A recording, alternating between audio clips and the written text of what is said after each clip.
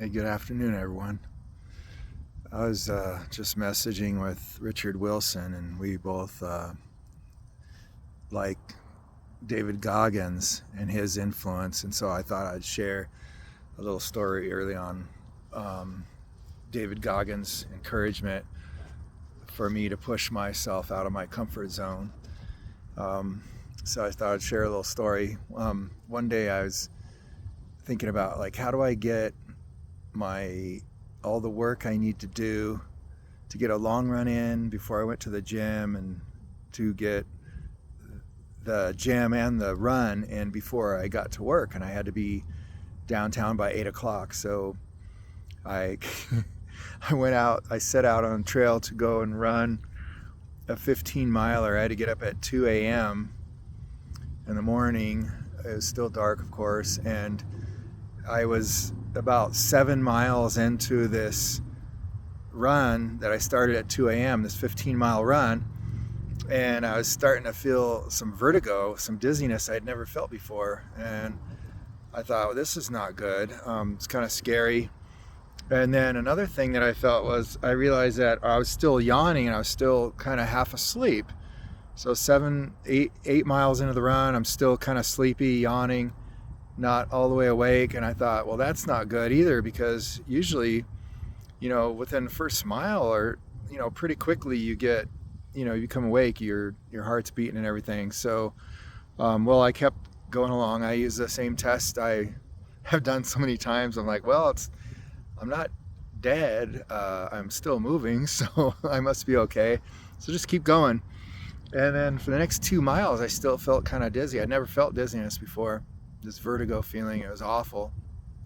And I thought, well, eventually I'll wake up, and I didn't feel very good. I was about 10 miles into the 15-mile run, and I was feeling a little better. I was feeling a little more awake, but I still didn't feel very good. And I thought, well, too bad. That's the thing with if you do things only when they feel good, then you'll almost never do them. And some days you have good days and things come together and you feel great, and other days you just have to suffer through stuff. So I finished my 15-mile run. I went to the gym. Felt a little better after the run was over, but the whole run felt pretty bad. Got into the gym, and at that time what I was doing was I would do a solid hour of weightlifting with zero rest. Well, the only rest I would take is walking from one piece of weight equipment or whatever to another. So, just a few seconds of rest between each thing. And I'd do a solid hour of weightlifting. And then I went to a spinning class, which I used to mock. I thought, stationary bicycles, what's that for? Well, you get into this class and there's music, and then there's this lady leading the class, and she's hover above the saddle, which means you're only a couple inches above the seat, which puts a lot of stress and load on your quadriceps and your thighs. So that's really hard. And she was like sadistic. I mean, she would just torture and punish us. Then reach down and grab your knob, and you turn up the tension, so it's like you're going up a hill on the bike. And anyway, you do this to music, and her, screaming and yelling and laughing at us for a solid hour of just brutal, really hardcore, basically bike riding, like a normally what would be a 20 or 25 mile really difficult bike ride I would do, pushing really, really hard, even harder beyond I'd push myself, because you have this person doing the class with the microphone yelling at us what to do. So anyway, I did a 15-mile run. I did a hour of weightlifting, then an hour of the spinning class. And then when I came into work at the office at 8 a.m., to hear grown men complain, well, it's Monday. Well, sure is hard waking up in the morning. It's just so awful. It's really, really difficult after you do, a workout like that. And then you can't tell anybody. You can't say, well, I just did this, so maybe they would, shut up and stop complaining that they had to wake up in the morning and just drive to work, because they can't understand it. Most men have never in their entire lifetime, for one single day, have ever been fit. Never. Even in youth sports, even if they played baseball, hockey, soccer, basketball, whatever in their youth, and they grew up in sports, they've literally have never enjoyed one day of fitness. They don't even know what fitness is. So you can't talk to him. You can't tell him, well, hey buddy, don't complain. I just did a 15-mile run in the dark, up and down hills, hour of spinning class, an hour of weightlifting.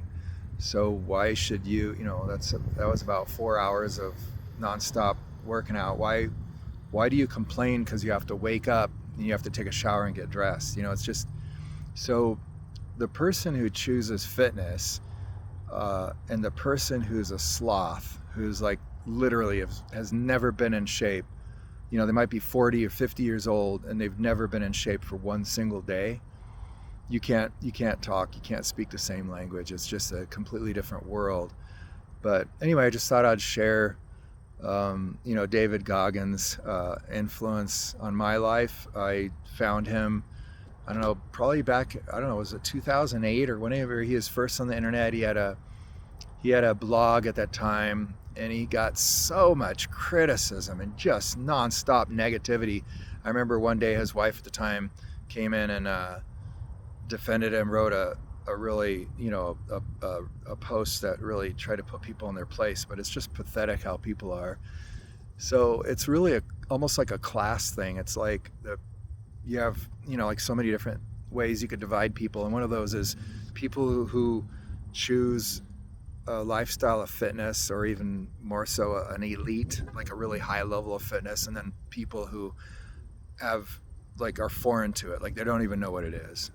So it's kind of sad that more people don't figure out what our bodies are for. You have legs and feet so you could travel along the ground. You could walk and run, but people are lost in their bodies. They're there. Here they are. They live inside their body, but they don't even know why or what it's for or what to do with it. So it's kind of sad. But I really appreciate David Goggins and him, pushing himself and pushing other people. And I